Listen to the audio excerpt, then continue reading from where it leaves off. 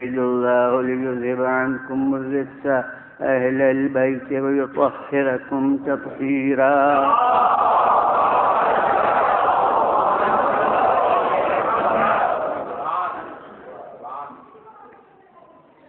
عام دستور تو یہ ہے کہ آیہ مبارکہ کے پڑھنے کے بعد پہلے ترجمہ کیا جاتا ہے، لیکن میں آج اس دستور کے خلاف عمل کرنا چاہتا ہوں کہ تشریح شروع کر دوں گا اور ترجمہ نہیں کروں گا. اس کا راز آپ کو ابھی معلوم ہوگا. صلوات بھیجیے بولیں.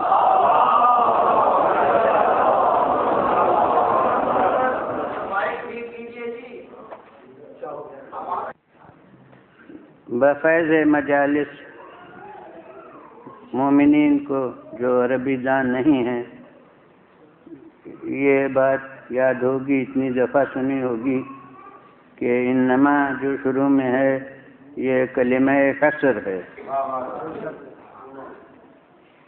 کلمہ قصر کے معنی یہ ہے کہ انما نہ ہو تو انحصار نہیں ظاہر ہوتا، اور انما کے ذریعے سے انحصار ثابت ہوتا ہے کہ یہ منحصر ہے. لیکن انما کے بعد اگر دو لفظی جملہ ہو، اور دو لفظوں سے کم کا جملہ ہوتا نہیں، صرف دو لفظی اگر جملہ ہو تو یہ انما کاہے سے متعلق ہے اس کا سمجھنا آسان ہے. بس ایک مبتدا اور ایک خبر تو بالکل آسان ہے. مثلا انما اللہ واحد، اللہ مبتدا واحد خبر. شروع میں جو انما ہے بالکل معنی صاف ہیں کہ اللہ ایک ہی ہے، بس ایک کے سوا کچھ نہیں ہے. 2 4 10 نہیں ہے، بلکہ ایک ہے. تو معلوم ہو گیا کہ اللہ کی لفظ کا انحصار وحدت میں کیا گیا ہے کہ وہ بس ایک ہے. تو یہاں تو آسان ہو گیا سمجھنا کہ یہ اللہ کیا ہے. یہ انحصار کاہے میں ہے، کیونکہ 2 ہی لفظ ہیں. لیکن جہاں لفظیں زیادہ ہوں وہاں یہ سمجھنا مشکل ہوتا ہے کہ اس انحصار کا تعلق کاہے سے ہے. پرانے زمانے کی جو اردو تھی اس وقت کے استاد انما کا ترجمہ کرا دیتے تھے جزئی نیست. پرانے استادوں سے جنہوں نے صرف نہ ہو پوری ہو وہ جزئی نیست بہت سنا ہوگا انہوں نے کہ وہ یہ ترجمہ جزئی نیست، کیونکہ فارسی اس وقت میں جزوے یعنی اردو زبان جو لوگ واقف ہیں اردو زبان سے وہ فارسی سے بھی واقف تھے، بولتے تھے اردو، اکثر لکھتے تھے فارسی. شرفا خط و کتابت اس وقت فارسی میں کرتے تھے، فارسی میں بھی عام فہم زبان تھی. تو وہ جزئی نیست وہ ہر ایک جانتا تھا کہ سوائے اس کے کچھ نہیں. اس میں ترجمے میں کوئی دشواری نہ تھی، اس لیے کہ جیسے انما شروع میں آ گیا ویسے ہی ایک عدد جزئی نیست شروع میں آ گیا. اب جو انما جاہے سے متعلق ہے اسی سے یہ جزئی نیست متعلق ہے. لیکن اب ہماری اردو جزئی نیست والی نہیں رہی ہے. اب ہم نما کے مقصد کو اور انما کے مفہوم کو بس اور ہی سے ظاہر کرتے ہیں. خدا ایک ہی ہے اور اس ہی نے اس انما کا مفہوم ظاہر کیا. تو اب ہمارے لیے ترجمہ بہت مشکل ہے اور اسی سے میں نے ترجمہ نہیں کیا کہ جب تک یہ سمجھ میں نہ آئے کہ انما کاہے سے متعلق ہے اس وقت تک یہی کہاں پر لایا جائے.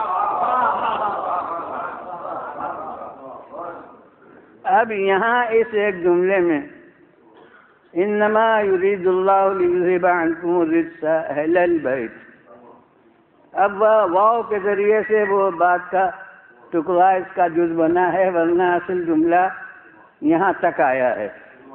انما یرید اللہ لیذھب عنکم الرجس اہل البیت، یعنی یہاں تک تو جیسے متکلم نے سانس ہی نہیں لی، حالانکہ سانس اس کے بعد بھی نہیں لی ہے ورنہ وقف ہو جاتا. وقف کا نہ ہونا دلیل ہے سانس نہ لینے کی، مگر پھر بھی وہاں سانس لی جا سکتی ہے. اور اس کے پہلے تو بالکل ہی وہ ایک ڈال جملہ ہے، انما یرید اللہ لیذھب عنکم الرجس اہل البیت. اب اس انما کا تعلق کاہے سے ہے؟ اب اس میں جتنے پہلو ہیں وہ میں عرض کرتا ہوں اور اس کے لحاظ سے ترجمہ بدلتا جائے گا. تو میں کہتا ہوں کہ صرف قرآن سے تو ترجمہ تک نہیں ہو سکتا.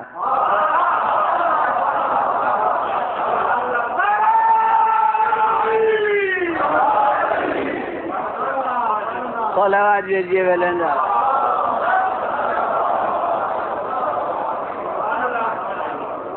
پھر ویلندا آواز کرتا.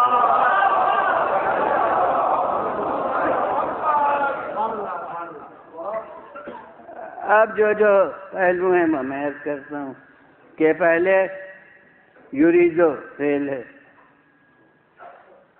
اب اس کا فاعل ہے اللہ. میں نے عرض کیا کہ ہر پہلو اس کے لحاظ سے ترجمہ بدلے گا، مگر یہ پہلے ہی عرض کر دوں کہ جتنے بھی پہلو ہوں گے وہ فضیلت اہل بیت کو نمایاں ہی کرتے ہوئے ہوں گے. کوئی ایسا نہیں ہوگا جس سے کوئی غیر فائدہ اٹھا سکے.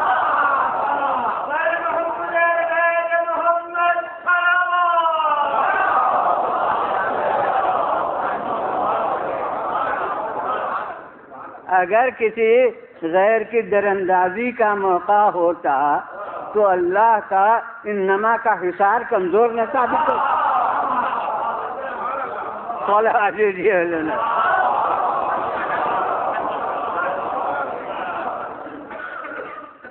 یریدو فعل ہے اور اس کا فاعل اللہ ہے. پہلا احتمال یہ ہے کہ یہ انما کا تعلق فاعل یریدو کے ساتھ ہے، تب یہ معنی ہوں گے کہ کسی اور کا نہیں، اللہ ہی کا یہ ارادہ ہے.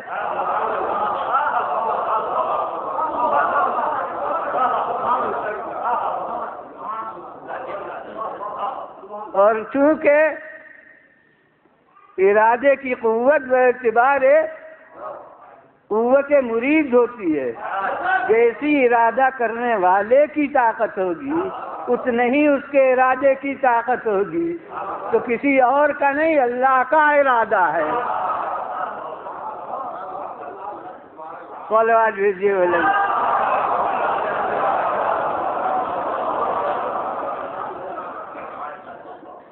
یہ پہلا احتمال. اس کے بعد اب یرید اللہ ہو، یہ اللہ فاعل ہو گیا. لیذھب عنکم، یہ اب مفعول ہے ارادے کا، وہ لام کے ساتھ آیا ہے مگر مطلب اس کا مفعول کا ہوتا ہے. اللہ کا ارادہ یہ ہے کہ تم سے دور کرے. اللہ کا ارادہ یہ ہے کہ دور. اب یہ بات آئے گا ابھی ہم رنگ جماعت ہو کے دور کرے میں نے ترجمہ کیا ہے. بعد میں آئے گا کہ دور کرے مانی ہے یا دور رکھے مانی ہے.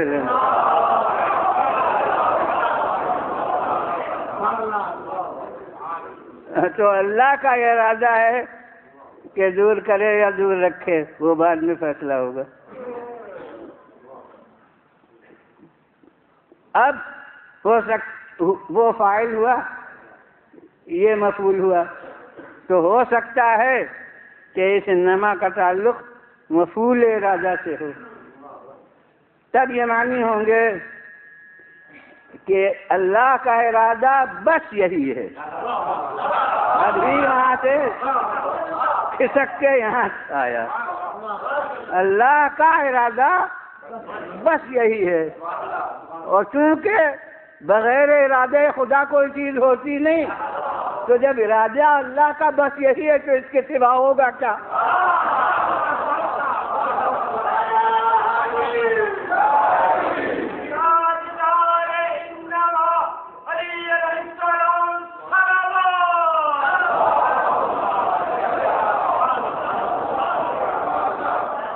صلوات لیجیے بلنا.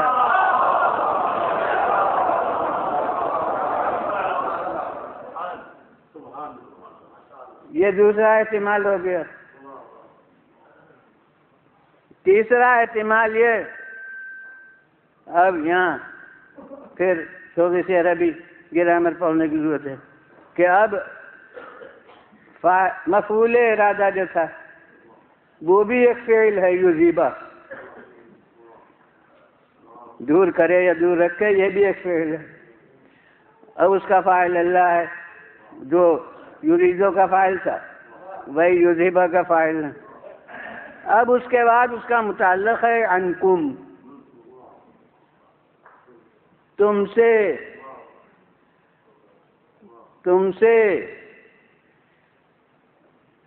اور پھر دوسرا مفعول ہے الرجسہ، یعنی کیا دور رکھے؟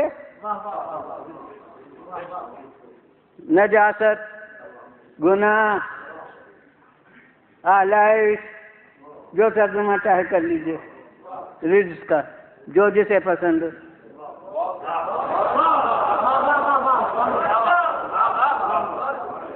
تو جو بھی ترجمہ کیجیے اس کا، یہ دور رکھے. تو ہو سکتا ہے تیسرا احتمال کہ یہ تعلق انما کا مفعول یذیبہ سے ہو، یعنی اللہ کا ارادہ یہ ہے، ابھی کہیں بھی نہیں آیا. اللہ کا ارادہ یہ ہے کہ تم سے بس ہر گناہ کو، بس ہر آلائش کو، یعنی اللہ کا ارادہ یہ ہے کہ فضائل تمہارے دروازے پر خیمہ زن ہوں اور برائیاں جتنی ہیں وہ سب دور.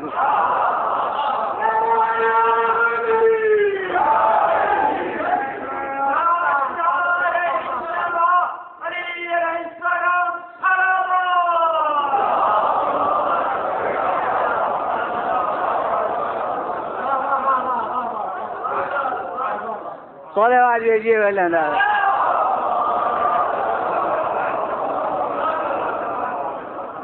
پھر بلند آواز سے صلوات.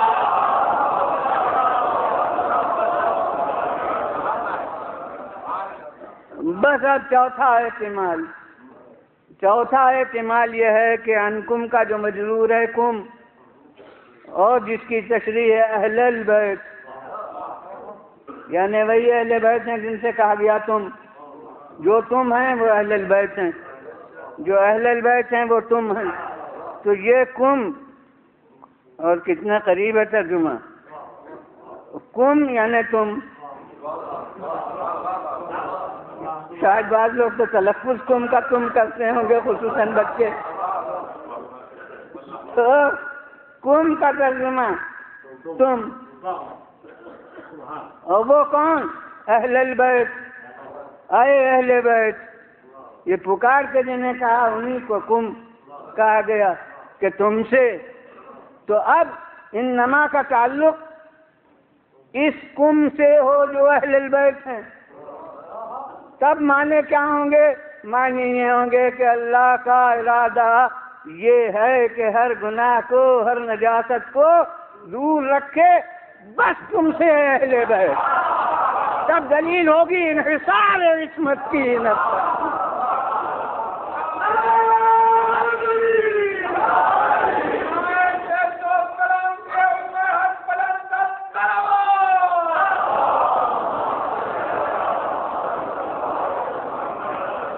صلوات جی بولیں گا۔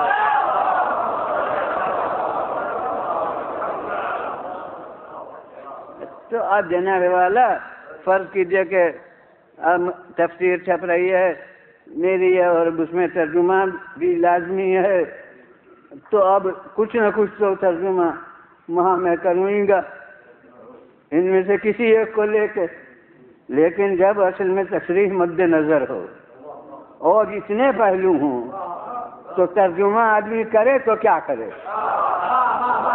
صلوات دیجیے بلندہ، پھر بلند آواز سے صلوات۔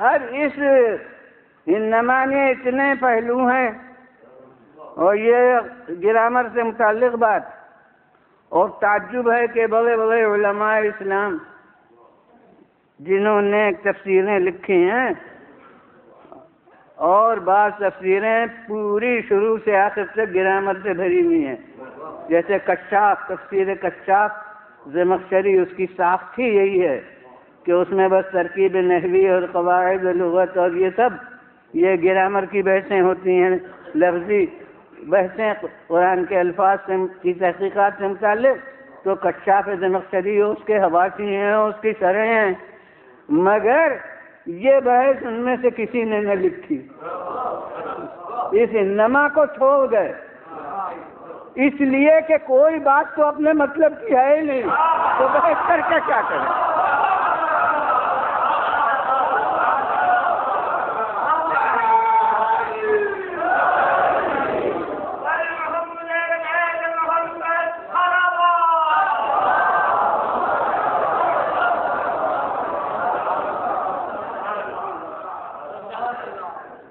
اب زور علم کہاں پر صرف ہوا؟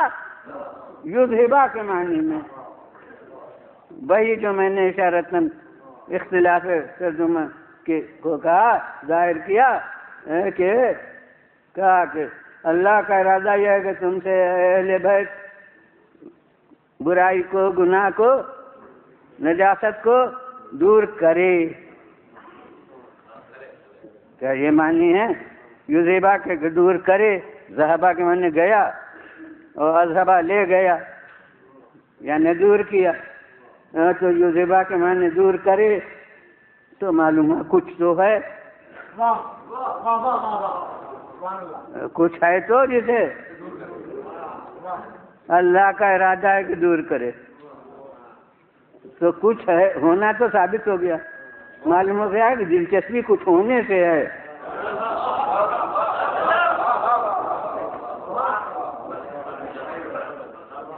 کچھ تو ہے۔ اب میں عرض کرتا ہوں کہ کیا ہر جگہ یہی اس قسم کے لفظ کے معنی ہوتے ہیں؟ ارے وہی یذہبا ہے، جب یہاں معنی ہوں گے کہ دور کرے تو پھر یطہرکم جو آئے گا اس کے معنی ہوں گے کہ پاک کرے، وہ بالکل لازم ملزوم ہے۔ جب یذہبا کے معنی ہوں گے دور کرے تو یطہرا کے معنی ہوں گے پاک کرے، لغتاً بے شک جیسے یذہبا کے وہ معنی ویسے یطہرا کے یہ معنی، اور اگر یذہبا میں ہم نے کہا کہ معنی ہے دور رکھے تو یطہرا کے معنی ہوں گے پاک رکھے، تو کتنا زمین آسمان کا فرق ہو جاتا ہے۔ دور کرے اور دور رکھے، پاک کرے اور پاک رکھے۔ ان کے مطلب کی بات یہ ہے کہ یہ معنی ہو کہ دور کرے، وہ کہتے ہیں لغت میں یہی معنی ہے، اور پاک کرے لغت میں یہی معنی ہے۔ میں کہتا ہوں جب لغت میں یہ معنی ہے تو جو میں مثالیں پیش کروں سب میں یہی معنی کہتے جائیے۔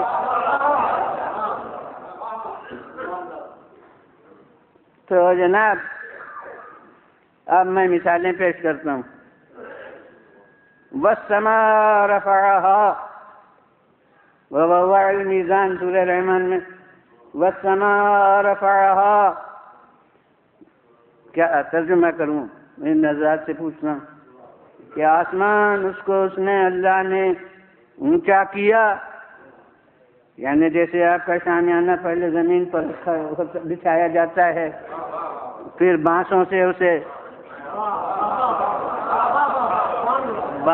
اونچا کیا جاتا ہے، اس طرح اللہ نے آسمان کو اونچا کیا ہے۔ تو یہی، اور بقول آپ کے لغت میں معنی یہی ہوتے ہیں۔ تو وَالسَّمَاءَ رَفَعَهَا، آسمان کو اس نے اونچا کیا، اس کے معنی ہے کہ وہ بیچارہ نیچا تھا، اللہ نے اکیلے یا فرشتوں کی مدد سے، اس نے وہ آسمان کو اکیلا کیا اونچا کرتا، سب فرشتے پکار لیے گئے ہوں گے تو وہ ان سب نے مل کے اسے اونچا کیا۔ تو یہ معنی ہے، یہاں کوئی نہیں کہے گا، وہ بھی نہیں کہیں گے کہ یہ معنی ہے۔ تو پھر کیا معنی ہے؟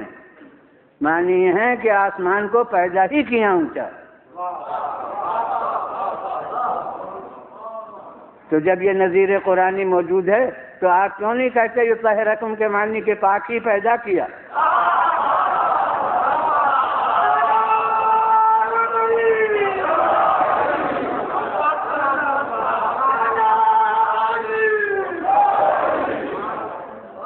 صلوات لیجیے بلند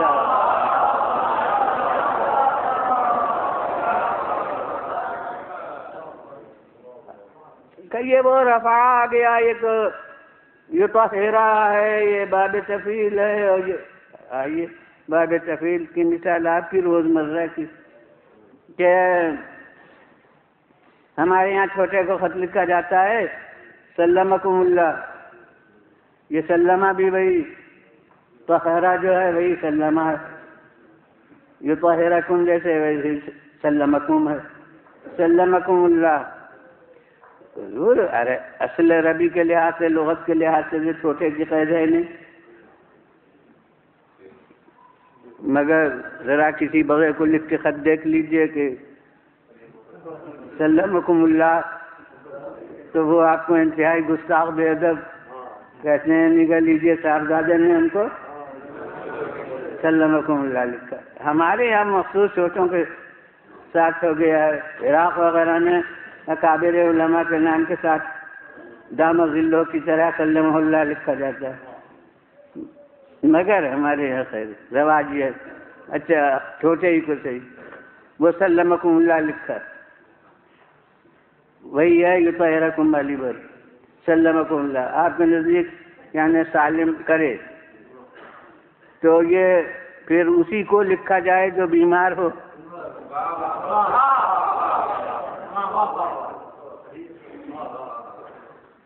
اور اگر بیمار نہ ہو اور سلمکم لکھ دیجیے تو وہ برا مانے، لوگوں سے کہیں کہ یہ ہماری برائی چاہتے ہیں، کہ ہم اچھے خاصے، اور ہمیں یہ کہہ رہے ہیں کہ سلمکم اللہ، سالم بنائے اللہ، سالم کرے جیسے ہم بیمار ہیں، تو یہ اختراع کا شگون بد ہو جائے، تو ہر ایک کہے گا پھر سلمکم کیوں لکھا جاتا ہے؟ بالکل اردو با محاورہ ترجمہ ہے اس کا، سلامت رکھے۔ تو آپ کے سلمکم کے معنی سلامت رکھے ہو گئے، اور اللہ کے مطہرکم کے معنی پاک رکھے نہ ہو.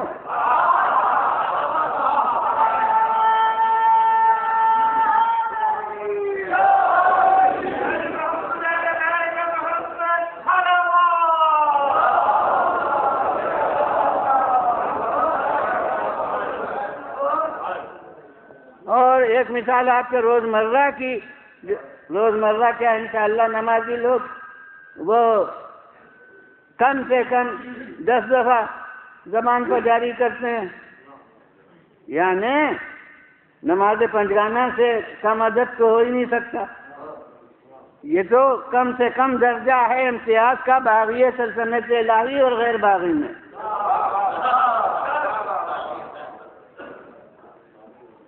حکومت الہی سے وفاداری کا راز ہے کہ یہ باغی نہیں ہے، وفادار بندہ ہے،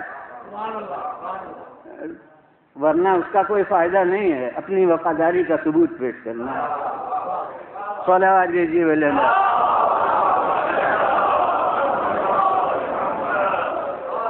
تو اب 5 کم سے کم نمازیں پڑھنا ہے ہر شب و روز میں ہر مسلمان کو، اور ہر نماز میں 2 دفعہ سورہ حمد، ہر رکعت میں ضرور 1 دفعہ ہے، اور 2 رکعت سے کم کوئی نماز ہے نہیں، لہذا 10 مرتبہ ضرور. دوسرا سورہ بدل بدل کے پڑھا جا سکتا ہے مگر سورہ حمد کا کوئی بدل نہیں ہے. تو اس کا ہر جملہ کم سے کم 10 دفعہ زبان پر آتا ہے. تو آپ اس میں کیا کہتے ہیں بارگاہ الہی میں؟ اہدنا الصراط المستقیم. کیا معنی؟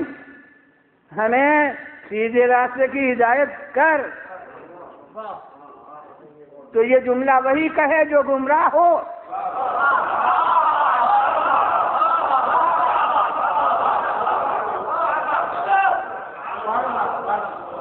یعنی نماز وہی پڑھے جو اپنے کو گمراہ سمجھتا ہو، تو وہی صرف نماز پڑھے. ایک تو کسی کا ضمیر اسے گوارا نہیں کرے گا، اور کوئی نمازی اسے گوارا نہیں کرے گا کہ گویا ہم اقرار گمراہی کرتے ہیں. ہر دفعہ جب آتے ہیں مصلی پر تو 2 مرتبہ، اور 2 نمازیں پڑھیں ایک وقت میں تو 4 دفعہ اقرار گمراہی کر لیا. تو کوئی نمازی یہ اس کو منظور نہیں کرے گا. اور اگر کوئی کہے کہ ہاں جی ہاں جی ہاں بے شک بے شک اللہ کی بارگاہ میں ہم یہی کہتے ہیں کہ ہمیں راستہ دکھا، یعنی لا سیدھے راستے پر، تو میں سوال کروں گا کہ رسول کیا پڑھتے تھے؟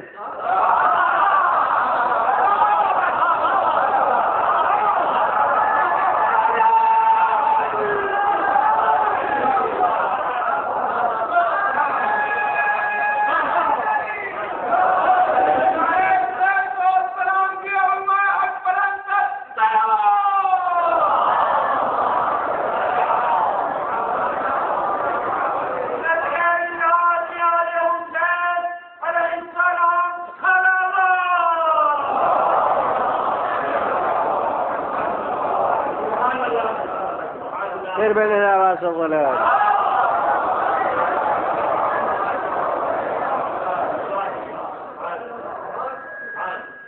اب مثال تو ہر ایک صاحب ہے، مگر کوئی شخص کہہ سکتا ہے ارے صاحب یہ سب آپ ادھر ادھر پھر رہے ہیں، وہ رفع آیا اور وہ اہدنا اب ہو گیا، اور وہ خیر یسلمکم صحیح وہ ہو گیا.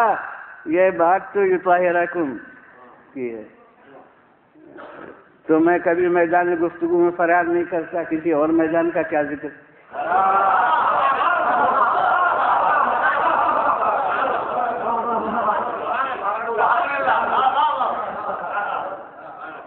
تو میں کہتا ہوں کہ آئیے، نہیں یہ تو ہیرا کی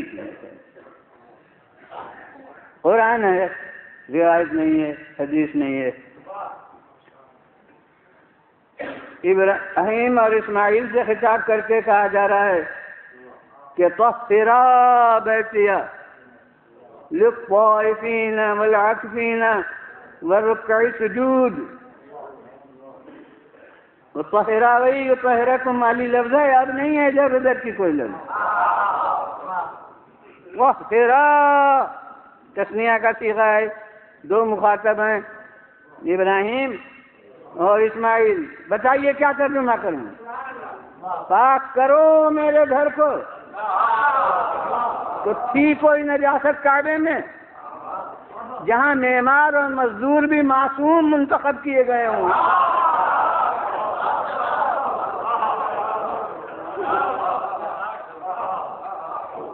وہاں کوئی نجاست تھی؟ ارے بدھ بھی بہت مدت کے بعد رکھے گئے ہیں، اس وقت تھوڑی تھے. تو نجاست تو کوئی نہیں تھی. تو پھر ان سے کہا گیا طہرا بیتیا، میرے گھر کو کیا ترجمہ کیجیے گا؟ میں کہتا ہوں کہ یہ بھی آیے تفسیر ہے، وہ بھی آیے تفسیر ہے. یہ آیے تفسیر ہے بیت کے لیے، وہ آیے تفسیر ہے اہل البیت.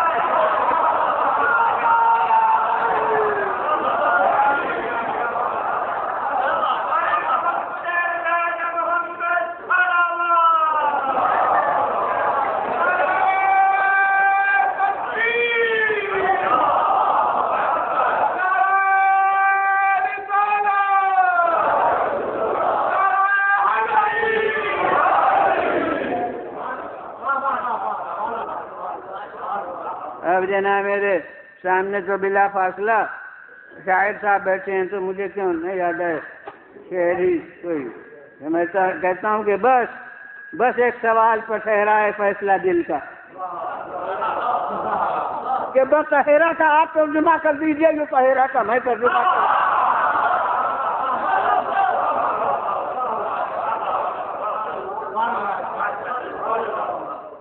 تو وہاں کوئی نجاست تو تھی نہیں، تو پھر کیا معنی ہے؟ طہرا بیتیا، دیکھو ابراہیم اسماعیل میرے گھر کو پاک رکھنا. جب یہاں یہ ترجمہ ہے تو اس آیت تفسیر میں آپ یہی ترجمہ کیوں نہیں کرتے کہ ارادہ الہی یہ ہے کہ تم سے ہر گناہ کو دور رکھے اور تمہیں پاک رکھے. یہ بیت کے لیے آیت تفسیر ہے، وہ اہل البیت کے لیے ہے. جو معنی یہاں ہے وہی معنی وہاں ہے. بس فرق اتنا ہے کہ بیت کی تفسیر کا کام رسولوں کے سپرد کر دیا اور اہل البیت کی تفسیر اپنے دل میں.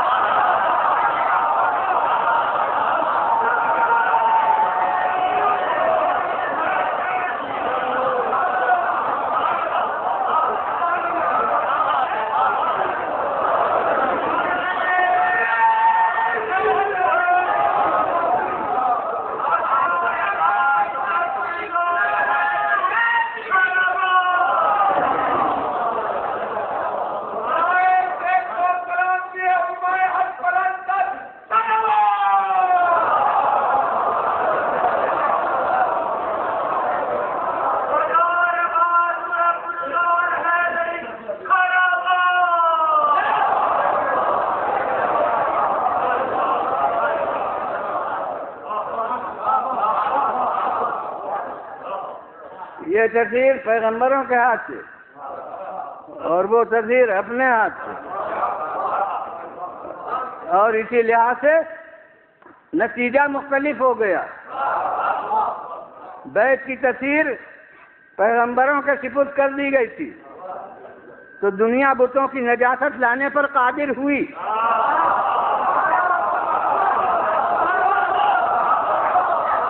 اور جن کی تفسیر اپنے عزم میں رکھی تھی مگر سلطنتوں کی کوشش ختم ہو گئی اور ان کے دامن پر کوئی داغ نہیں لگا.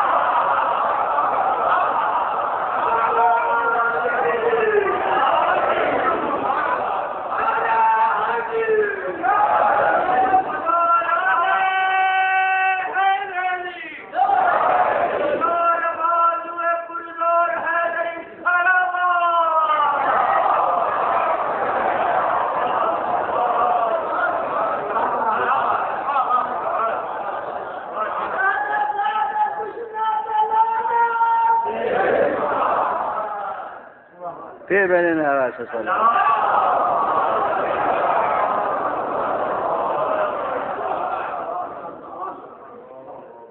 اب یہاں یہ بحث ختم ہو گئی تو اب پورا نقطۂ بحث بن گیا اہل البیت۔ اے اہل بیت، اب یہاں کوئی زحمت دنیا کو پیش نہیں آئی، کیونکہ بیت کے معنی لغت میں دیکھ لیے، فارسی میں خانہ، اردو میں گھر۔ اہل کی لفظ بالکل ظاہر ہے، فارسی میں تو کوئی ترجمے کی ضرورت ہی نہیں، بھائی اہل لگا دیا خانہ کے ساتھ، بالکل سیدھا صاف اہل کی اضافت خانہ کی طرف ہو گئی، تو جو لفظ ہوئی سب جانتے ہیں۔ اور اردو کے لحاظ سے اہل کے معنی والا، تو بس گھر والی، یہ شرکا نہ بولتے ہوں مگر بہت بڑا طبقہ ہے جو خاص رشتے والی کو گھر والی کہتے ہیں، لہذا اب تفسیر کون مشکل رہ گئی؟ معلوم ہے کہ اہل خانہ کون ہے اور گھر والی کون ہے، لہذا بس وہ افراد ہیں وہ بھی صحیح جو آپ کہتے ہیں، لیکن یہ بھی ہیں، مگر میں کہتا ہوں کہ اگر یہ معنی ہے تو وہ بھی صحیح کیوں؟ ان میں سے کوئی بھی اس لفظ کے تحت میں جو ترجمے ہیں نہیں آتا، آپ ترجمے یہ کر رہے ہیں اور پھر انہیں بھی بضرورت حدیث کہ صحاح کی حدیث ہے کہ وہ بھی وہ افراد ہیں چادر کے نیچے، تو انہیں تو آپ نکال تو سکتے نہیں۔ مگر میں کہتا ہوں کہ بڑی علامت کسی بات کے غلط ہونے کی یہ ہے کہ خود اس کا کہنے والا اس پر قائم نہ رہ سکے۔ اب میں کہتا ہوں کہ یودھیبا میں آپ نے اتنی بڑی جو بحث کر ڈالی کہ دور کرے اور پاک کرے، اس کے ثبوت میں کہ کچھ ہے، تو اب یہاں شوق کیوں ہے اپنے منظور نظر افراد کو مصداق بنانے کا؟ معلوم ہوتا ہے کہ وہ بحث کر رہے تھے مگر دل میں یہ تھا کہ ہے تو بڑی فضیلت، لہذا اب اس بحث کو بھول گئے اور یہاں کوشش صرف ہو گئی کچھ خاص افراد کو جنہیں منظور ہے اس لفظ کے تحت میں لانے کی لغت کی مدد سے۔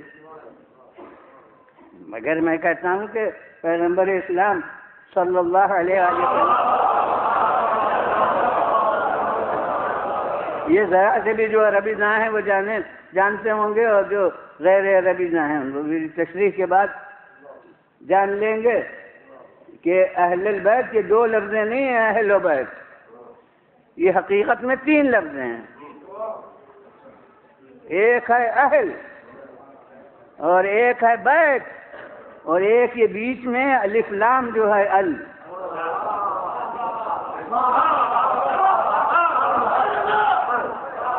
یہ مستقل لفظ ہے،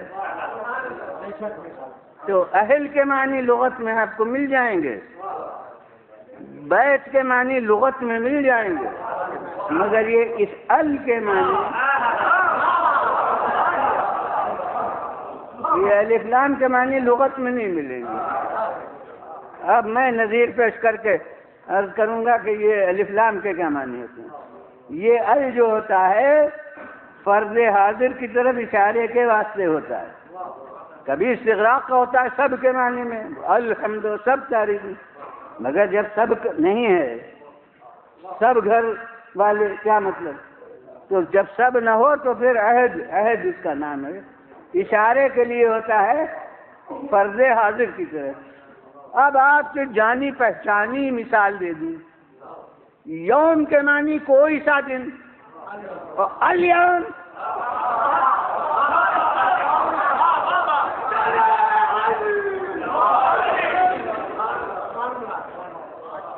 کیا معنی؟ آج ہر اردو دار آدمی بھی جو مجلسوں میں شریک ہوتا ہے وہ الیوم سے پوری آیت ذہن میں آ گئی، چاہے لفظ نہ ہے مگر مطلب اس کا.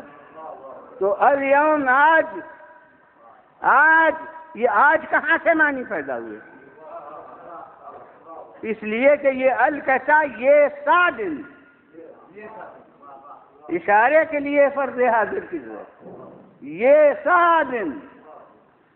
اب فارسی میں بالکل لفظی ترجمہ اس کا امروز ہے، یعنی ای روز، یہ دن. ہمارے یہاں یہ دن محاورے میں نہیں ہے، اسی کا نام ہے آج. تو یہ آج کے معنی اس الف لام سے پیدا ہوئے، یعنی روز حاضر. یہ دن جو اس وقت ہے، تو اب ال کے معنی صاف ہو گئے کہ اشارے کے لیے ہوتا ہے فرض حاضر کی طرف. تو اب اہل البیت کے معنی نہ اہل خانہ ہے، نہ گھر والی ہے، نہ گھر والا ہے. اہل البیت کے معنی ہیں اس گھر والے.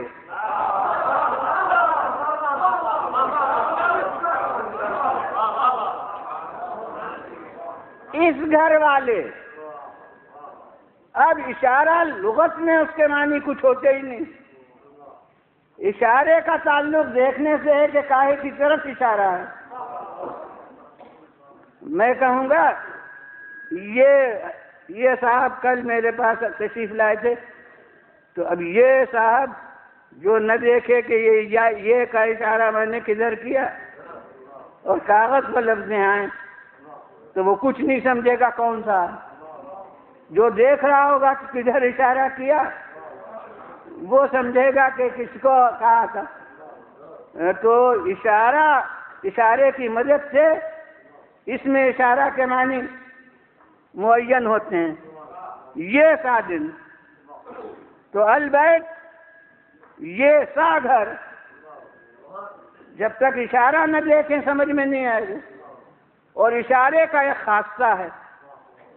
اشارے کا خاصہ یہ ہے کہ جہاں تک نظر سے حائل کوئی چیز نہ ہو وہاں تک سمت اشارہ میں وسعت ہوتی ہے.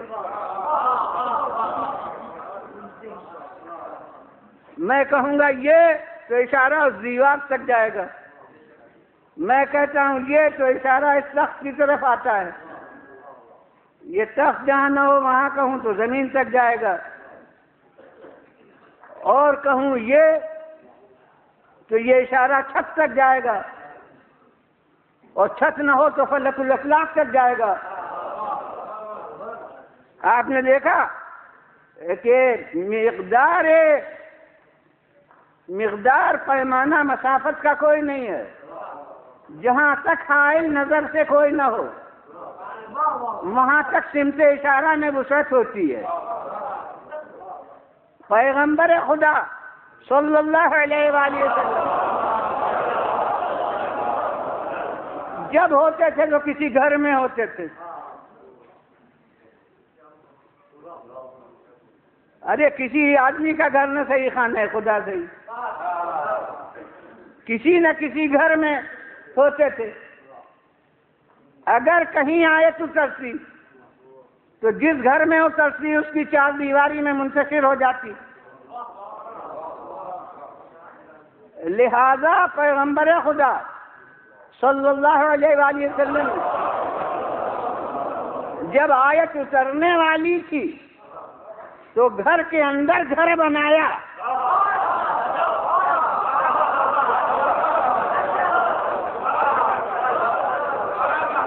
اور ایک بڑی حقیقت ہے جس کو ایک جملے میں کہہ کے آگے بڑھنا چاہتا ہوں کہ اس سے معلوم یہ ہوتا ہے کہ پیغمبر کو قرآن کی آیت کا کہ کیا اترے گی علم نازل ہونے کے بعد نہیں ہوتا تھا، بلکہ نازل ہونے کے پہلے معلوم ہوتا تھا کہ کون آیت ہوتی.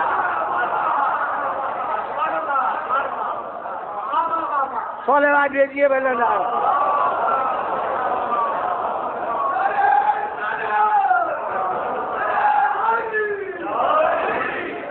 پھر بولے آواز سے صلوات.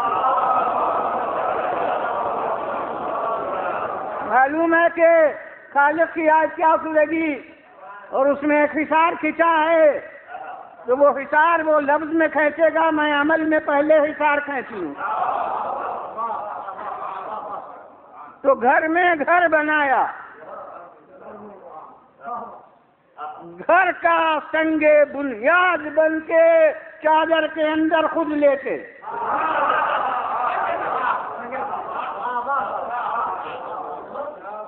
اور پھر بغیر کسی قاصد کے بھیجے ہوئے، کسی قدرتی لاسلکی سے یا جذب مرکزی سے بیت کے اجزاء سمٹ کے آنے لگے۔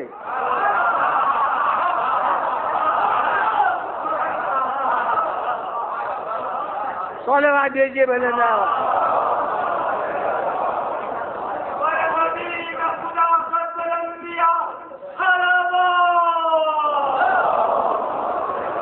اب میں نے دو پہلو کہے، قدرتی لاسلکی کہی، جذب مرکزی کہا، اور اب تیسرا پہلو عرض کروں جو رسول کے بارے میں نمایاں کر چکا کہ اس کے معنی یہ بھی ہو سکتے ہیں، یعنی یہ بھی وجہ ہو سکتی ہے کہ جتنے اجزاء ہیں سب کو معلوم ہے کہ کون آیت آنے والی ہے، آیت اترے گی اور پس منظر سب مہیا کر رہے ہیں۔ صلوات دیجیے اللہ۔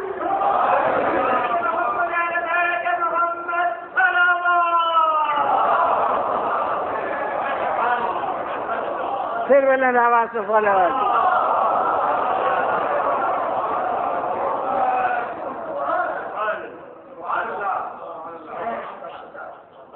اور اب یہاں ایک وقت میں جب مجلسیں نہیں پہنچتا تھا، صرف تقریر کرتا تھا اور بات کرتا تھا، تو اس وقت میرے یہاں اذن عام تھا کہ جو سوال ہو جس محل پر پیدا ہوتا ہو وہ اسی وقت پیش کر دیا جائے، اسی کو میں پسند کرتا تھا، کیونکہ بعد میں تو یہ ہوتا ہے کہ میں کہوں میں نے یوں نہیں کہا تھا، وہ کہے جی یوں کہا تھا، نہیں، اسی وقت جو سوال قابل تشریح ہو وہ اسی وقت، یہ اس وقت میں عمل درآمد تھا۔ اب جب سے مجلسیں پڑھنا شروع کی تو جو کہ داد مجلس کے خلاف ہے، اور پھر دوسرے حضار مجلس کو بار ہو جاتا ہے، وہ آوازیں آتی ہیں بیٹھ جائیے چپ رہیے، تو اس بنا کے اوپر وہ دروازہ جب سے مجلسیں پڑھنے لگا تب سے ختم ہوا، ورنہ مدت 10 برس تک میں نے مجلسیں پڑھی نہیں، وہ صرف واعظ ہوتا تھا مسجد میں، اور تو اس وقت یہ اذن عام تھا۔ تو میں نے جب یہ بیان کیا موعظے میں مسجد کے ایک دن، تو ایک عربی داں صاحب علم انہوں نے بیچ سے کہہ دیا کہ یہ چادر میں یہ بیت کہاں سے آئی؟ چادر ہے، اس کو بیت کیا کہہ رہے ہیں کہ گھر کے اندر گھر بنایا، یہ چادر کے اندر رسول ہیں، یہ بیت کہاں سے؟ تو اب چونکہ عربی کے طالب علم سے اور عربی پہنچنے سے اب ماشاءاللہ عربی نہ افراد اور صاحبان علم بھی موجود ہیں، تو میں نے پہلے تو ابو العلاء معرری کا شعر پڑھا، بہت بڑا شاعر ہے عرب کا، اور سخت زند اس کا دیوان ہے، ایک وقت میں لکھنؤ یونیورسٹی کے فاضل ادب کے نصاب میں داخل تھا، تو اس کا ابو العلاء معرری کا شعر میں نے پڑھا، الحسن یظہر فی شیئین رونقہ بیت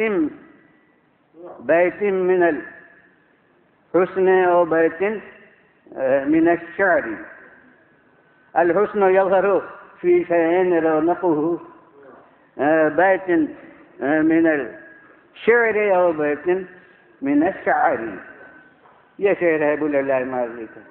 اب ترجمہ کر دوں، حالانکہ ترجمے میں وہ بات تو کہیں بھی نہیں ہوتی، وہ صرف قرآن میں نہیں، کسی بھی عربی کے کلام میں فصیح کا ترجمہ اردو کا، کسی زبان کے جملے کا میر تقی میر کا لوگ ترجمہ کریں اور غالب کا کریں، وہ بس منہ چبانا ہے، وہ ترجمہ نہیں ہوتا۔ تو بہرحال ترجمہ بقدر امکان یہ ہے کہ شاعر کہہ رہا ہے کہ حسن کا جلوہ دو قسم کے بیتوں میں نمایاں ہوتا ہے۔ ایک شعر والی بیت، دو مصروں کا مجموعہ بیت کہلاتا ہے نا عربی میں، یہ شعرا کل حدیث ہے، میں کیا کروں کہ من قال فینا بیتن بن اللہ لہ بیتن فی الجنہ، جو ایک بیت ہمارے بارے میں نظم کرے اس کے لیے اللہ جنت میں ایک بیت بنا دیتا ہے۔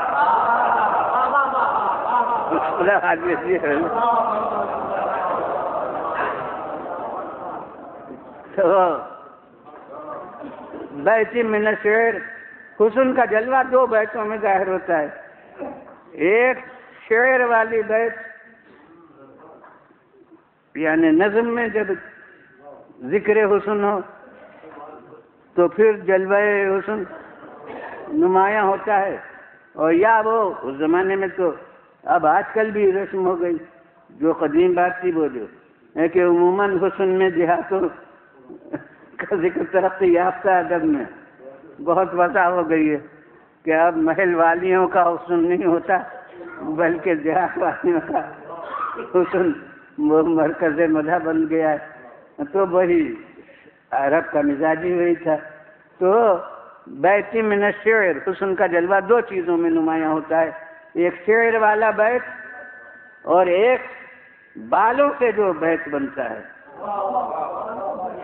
تو عرب میں چادریں کھینچ کر بنائے جاتے تھے اپنے قیام کے مکانات، تو معلوم ہوا کہ چادروں سے جو بیت بنے وہ بھی کلام عرب میں بیت ہوتا ہے،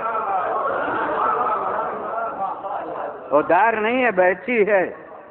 تو بیتی من الشعر اور بیتی من الشعر، یہ تو کلام عرب سے مثال پیش کی۔ اور اب اس کے بعد میں نے کہا کہ قرآن اور واقعے دونوں کو ملا کر اب دیکھیے کہ یہ بیت ہے یا نہیں۔ واقعات تو بحمد اللہ فیض مجالس سے سبھی کو معلوم ہے۔ میں کہتا ہوں کہ قرآن کی تعلیم ہے کہ جب بیوت میں داخل ہو، گھروں میں، تو پہلے سلام کرو اور اجازت دو۔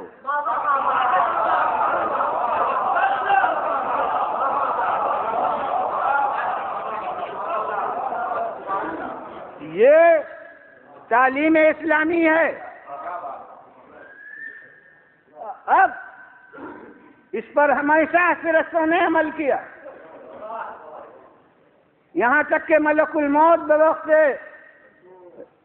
وفات رسول آئے، قبل وفات رسول، تو اس دروازے پر ٹھہرے جب تک فاطمہ زہرا نے اجازت نہیں دی، تب تک دروازے کے اندر قدم نہیں رکھا۔ یہ رسول کے مصائب میں آپ تو نہ کرتے ہوں گے، جو مجلس ہوتی ہوگی بلکہ 28 سفر کو، تو اس دروازے پر ٹھہرے ملک الموت، اور آج جبرائیل جب چادر کے پاس آئے تب اجازت مانگی۔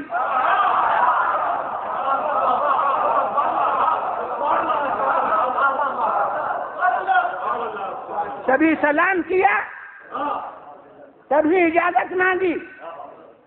تو بس میں کہتا ہوں کہ کبھی بیت وہ ہوتا ہو، آج تو بیت یہی ہے۔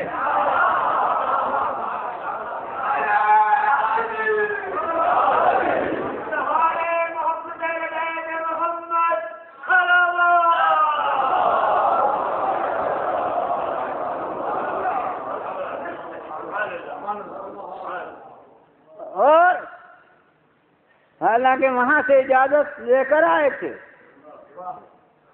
اور قرآن کہہ رہا ہے کہ لا یسبقونہ بالقول وہم بامرہ یعملون، اللہ پر وہ فرشتے جو ہیں بات کرنے میں سبقت نہیں کرتے، اس کے حکم پر عامل ہیں۔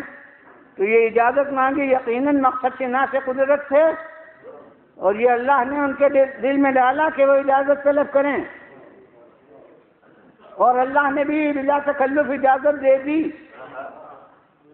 تو اجازت لے کر وہاں سے آئے تھے کہ میں داخل ہوں چادر کے اندر، تاکہ 5 میں کا میں چھٹا ہو جاؤں، لِأَكُونَ مَعَهُمْ سَادِسًا، چادر کے اندر میں بھی داخل ہوں تاکہ چھٹا ہو جاؤں. میں کہتا ہوں یہ جناب جبرائیل امین کو کیوں شوق ہے کہ 5 میں کا میں چھٹا ہو جاؤں. میں تو یہ محسوس کرتا ہوں کہ یہ انسان وہ ہیں کہ انہوں نے فرشتہ ہونے کی کبھی تمنا نہیں کی، مگر یہ اتنے اونچے ہیں کہ فرشتے ان میں شامل ہونے کی تمنا.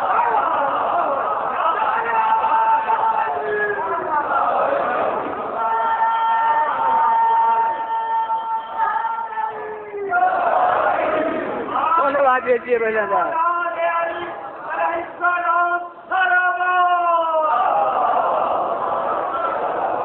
پھر بولیں آواز سے صلوات.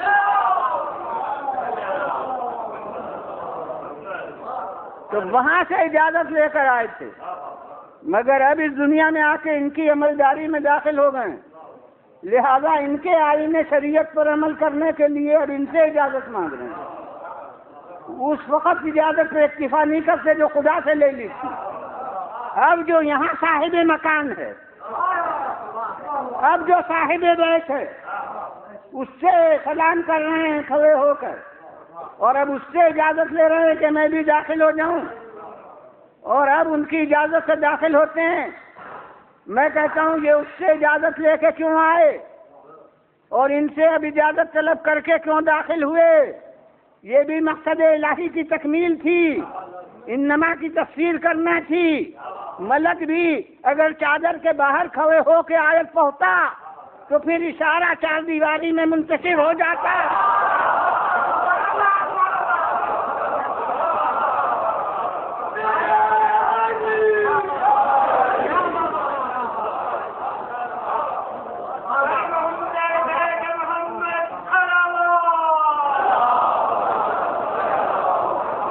لہذا ملک بھی چادر کے اندر داخل ہوتا ہے، اور اب چادر کے اندر داخل ہو کے کہتا ہے کہ خالق نے ارشاد کیا ہے کہ انما یرید اللہ لیذھب عنکم الرجس اہل البیت. اللہ کا ارادہ یہ ہے کہ تم سے اے اس گھر والو. اب جدھر سے اشارہ باہر نکلنا چاہے گا چادر کا حصار روکے گا.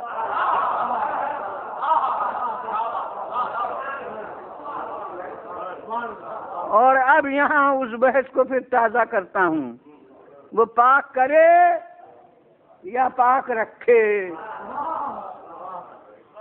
میں کہتا ہوں کہ اب چادر کے اندر جو افراد ہیں انہیں دیکھ کے بتاؤ کہ پاک کرے معنی ہے یا پاک رکھے معنی ہے.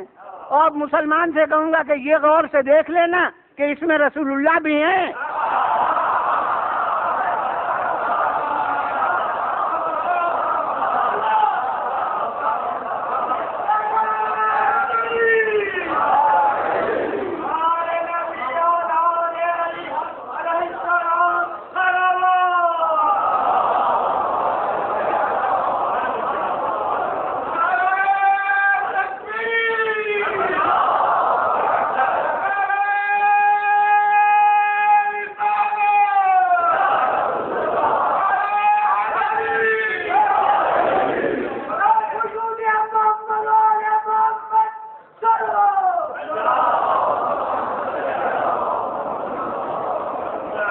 اب دنیا بتائے، مسلمان بتائیں،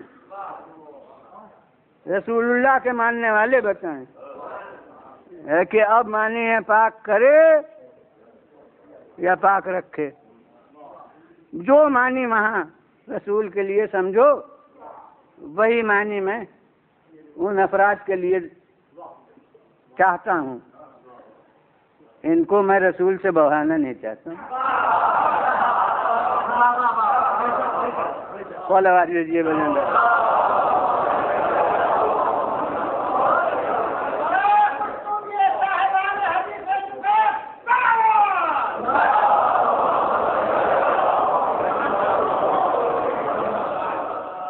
پھر بلند آواز سے پڑھ.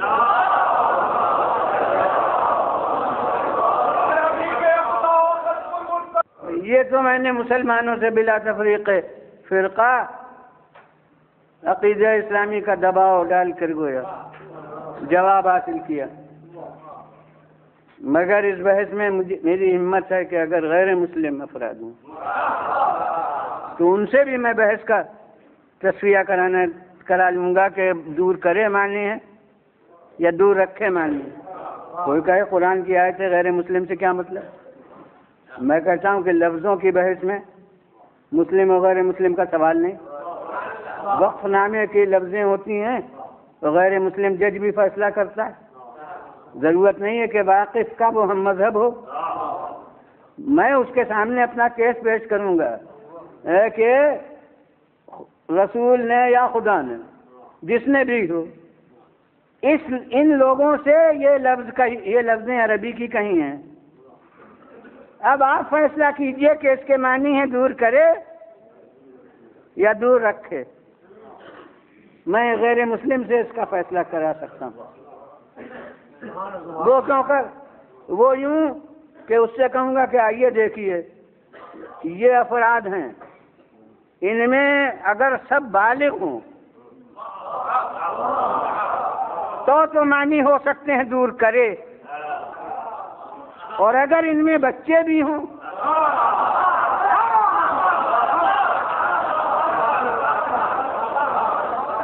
اور ایک ہی لفظ سب کے لیے کہی گئی ہو، یہ نہیں کہ بڑوں سے ایک دفعہ لفظ کہی اور بچوں سے ایک دفعہ کہی، ایک لفظ سب کو مخاطب کر کے بس ایک دفعہ کہیے، تو اب آپ کوئی عیسائی ہوں کوئی ہندو ہوں، آپ فیصلہ کیجئے کہ کہنے والا جو ذمہ دار فرد ہو وہ یہ کہے ان سب کو مخاطب کر کے، تو کیا معنی ہوں گے دور کرے یا دور رکھے؟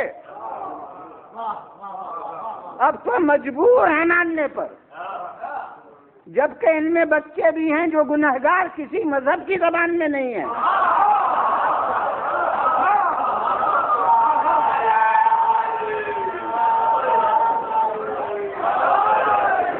جو سب کے نزدیک معصوم ہیں، جب ان سے کہا جا رہا ہے تو ماننا پڑے گا کہ دور رکھے۔ بس میں کہتا ہوں کہ اب ان بچوں کی شان دیکھنا ہے جن کی شرکت بزرگوں کی عصمت کی تشریح کر دے۔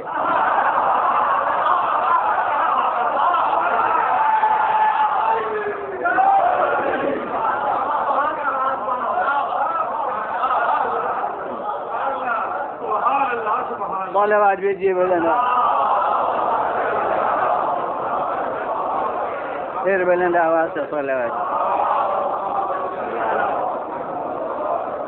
بس جناب والا آپ کے توجہات اس کے متقاضی ہوں گے کہ ابھی یہ فضائل کا باب کھلا رہے اور فضائل کے سلسلے ہی میں گفتگو ہوتی رہے، مگر یہ کہ بس جتنا عرض کرنا تھا وہ عرض کر چکا، اصل مقصد پورا ہو گیا، اور یہ شاید شرکا کو احساس ہوا ہو کہ روز کی بنسبت زیادہ قوت کے ساتھ میں نے آج بیان کیا ہے، لہذا اب آگے نہیں بڑھتا ہوں۔ اسے اکثر کہتا رہا ہوں کہ مجھے فضائل سے منتقل ہونے میں مصائب کی طرف زحمت نہیں ہوا کرتی، دست و گریباں ہیں ان کے فضائل اور مصائب۔ میں کہتا ہوں کہ آج ان بچوں کی شرکت نے اپنے بزرگوں کی بے گناہی کی تشریح کی، اور بخدا میرے نزدیک تو کربلا کا چشمہ جو ہے اس کی شرکت نے پورے مجاہدین کربلا کے بے خطا ہونے پر مہر تصدیق ثبت کر دی۔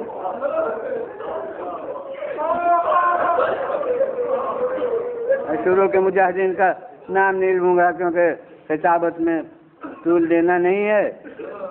جب تک عباس آئے ہیں دنیا کہہ سکتی تھی کہ تلوار نہ صحیح نیزہ لے کے آئے تھے، اب جنگ نہ کرتے تو کیا کرتے؟ علی اکبر آئے تھے، دنیا کہتی کیوں کر جنگ نہ کرتے؟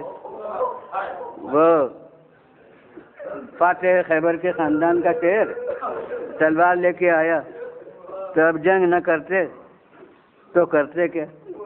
ارے قاسم کم سن بچہ صحیح مگر تلوار لے کے گئے تو کہتے کہ ارے بچہ صحیح مگر شیروں کا شیر ہے۔ وہ بچہ بھی تو اسی خاندان کا ہے، تو جنگ نہ کرتے تو کیا کرتے؟ لیکن جب علی اصغر آ گئے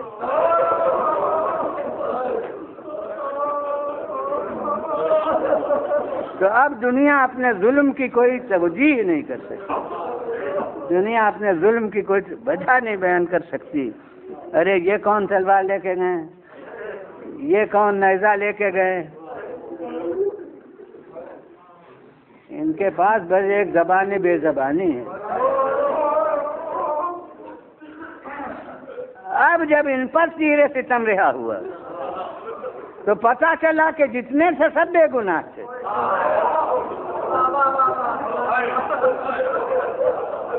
جتنے تھے سب بے خطا تھے۔ جیسے حسن و حسین کی شرکت نے بتا دیا کہ وہ جتنے ہیں سب ابتدا سے معصوم ہیں، ویسے ہی ان کی شرکت نے بتا دیا کہ جتنے ہیں پورا جہاد بے خطا ہے، جتنے مجاہدین ہیں سب بے خطا ہیں۔ یہ تو ظالم ہیں جب ایک بچے کو یہ تیر ستم کا نشانہ بنا سکتے ہیں، تو کوئی اور اس کو بھی یہ مظالم کریں تو ان سے کیا بعید ہے۔ تو یہ بچے کی شرکت میں اور بس اہل عزا، میں کہتا ہوں کہ اس بچے کی اہمیت محسوس کیجیے۔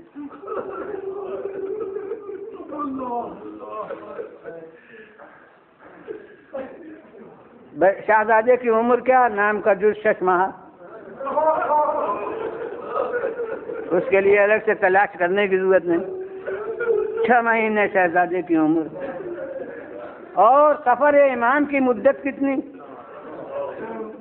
بھائی 6 مہینے رجب میں چلے، محرم میں شہادت ہو گئی تو 6 مہینے تو ہوئے۔ اب کچھ سمجھ میں آیا؟ میری تو سمجھ میں یہی آیا کہ جیسے بیسط رسول منتظر رہی ان علی کے ایک عمر تک پہنچنے کی، ویسے ہی حسین کا اقدام عمل منتظر رہا اس علی کے دنیا میں آنے کا۔ بس ادھر علی اصغر دنیا میں آئے، پتہ نہیں چلتا کئی دن کے تھے کہ مولا نے سفر غربت اختیار کیا۔ اور اب میں تو یہ کہوں گا کہ علی اصغر کی زندگی کا ہر دن مولا کے سفر کی ایک منزل ہے، اور جب مولا کا سفر اختتام تک پہنچا تو علی اصغر کی عمر انتہا تک پہنچ گئی، اور بس اس دنیا کے اصول کے مطابق کہہ رہا ہوں انتہا تک پہنچ گئی۔ اور میں کہتا ہوں کہ اب ان کی عمر کی ایک نئی حد شروع ہو گئی، اور اب ایک جملہ ہے، ظاہر ہے کہ نہ کسی کو گھٹانا ہے نہ کسی کو بڑھانا ہے، جو واقعاتی فرق ہے وہ عرض کر رہا ہوں کہ کربلا کے دن تک ہمیں معلوم ہے ایک علی اکبر تھا اور ایک علی اصغر تھا، اور کربلا کے بعد تو جو علی اکبر کی عمر ہے وہ علی اصغر کی عمر ہے۔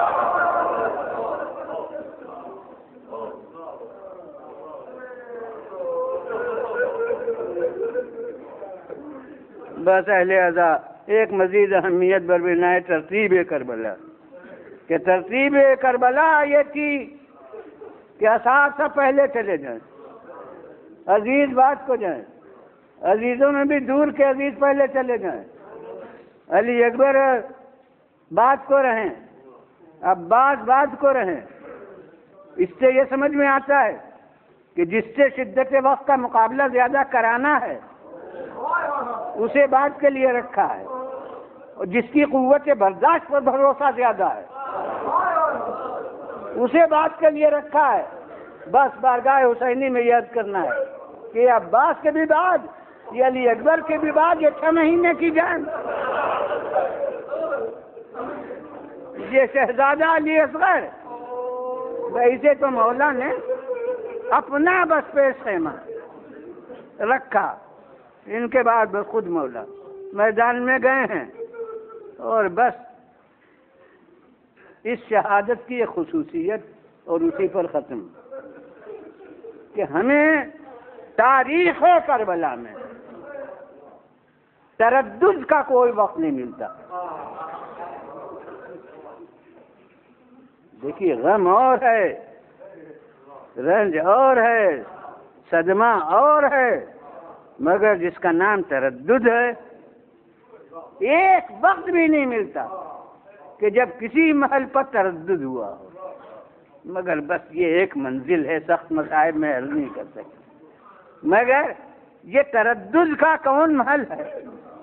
بس تردد اس وقت ہوا ہے جب لائے تھے بچے کو اور ہاتھوں پر لاش.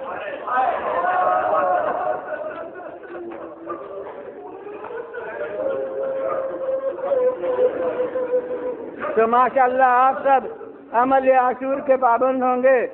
تو عمل عاشور کی 2 ترکیبیں ہیں، ایک میں تو 100 مرتبہ صلوات اور 100 مرتبہ اعلان ہے، اور ایک دوسری ترکیب ہے.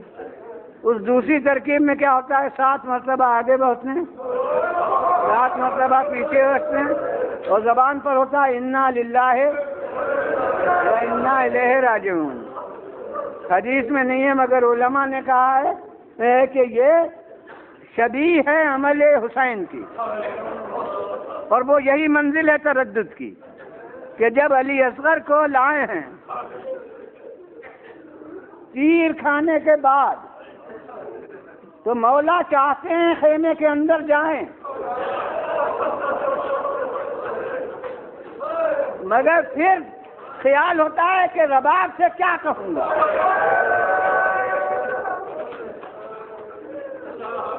علی اکبر کے لیے کوئی تردد نہیں ہوا کیونکہ لیلا جانتی نہیں کہ کہاں جا رہے ہیں. مگر جس ماں سے نے سمجھا ہو کہ پانی پلانے لے جا رہے ہیں، یا دوسری روایت ہے کہ رخصت کرنے لے جا رہے ہیں، اب اس سے کیا کہیں؟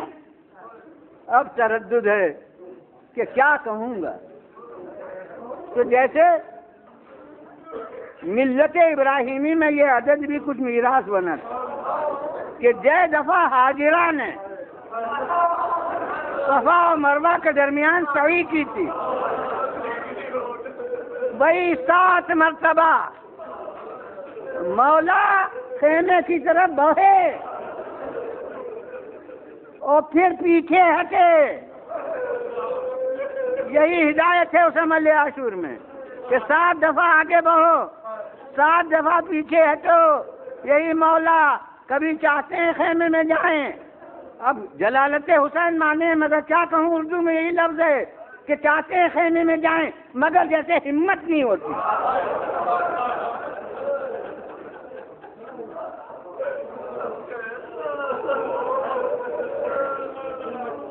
بس جب 7 مرتبہ آمد رفت ہو چکی تو اب مجھے تو پھر یہی لفظ ملتی ہے کہ اب دل کو مضبوط کر کے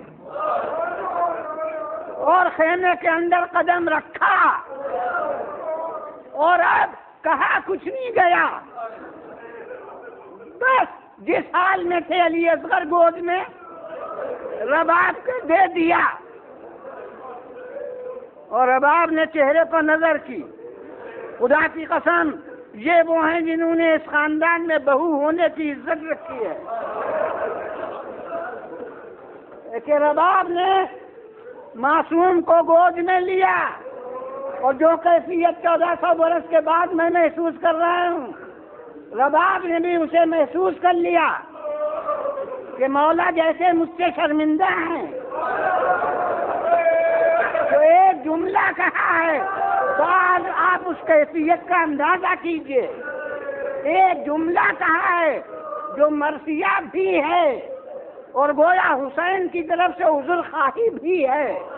کہتی ہیں کہ یا بنیا امثلک ینحر، کیوں بیٹے کیا تمہارا ایسا بھی ذبح کر دیا جاتا ہے؟ وہ مرثیہ تو ہے ہی، مگر میں کہتا ہوں کہ گویا کہہ رہی ہیں کہ مولا شرمندہ نہ ہوجیے. ارے کوئی یہ سوچ سکتا ہے کہ یہ نتیجہ ہوگا کہیں اس عمر کے بچوں کو تیر لگایا جاتا ہے؟